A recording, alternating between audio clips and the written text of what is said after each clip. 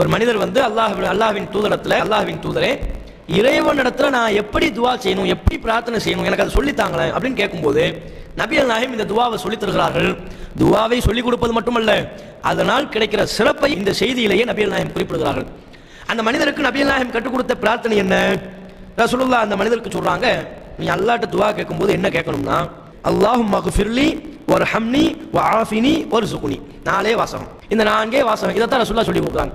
இந்த 4 வாசகங்களை கொண்ட இந்த துவாவின் பொருள் என்ன? அல்லாஹும்ம ஃபிர்லி, இறைவா என்னை மன்னித்து விடு, வர்ஹம்னி எனக்கு அருள் புரி, வஆஃபினி எனக்கு சுகமளித்து விடு, வர்ஸுக்னி எனக்கு ரிஸ்கை வழங்கு. இந்த துவாவை சொல்லிட்டு நபிகள் நாயகம் ஸல்லல்லாஹு அலைஹி வஸல்லம் அவங்க சொல்றாங்க, தோழரே இந்த துவா எப்படிப்பட்ட துவா தெரியுமா? இந்த துனியாவையும் உனக்கு ஒன்றிணைத்து விடுகிறது, மறுமையையும் உனக்கு ஒன்றிணைத்து விடுகிறது. அப்படின்னா என்ன? துனியாவில் உனக்கு தேவையான விஷயம், மறுமையில தேவையான விஷயம், ரெண்டையும் சேர்த்து தந்துருதுப்பா உனக்கு.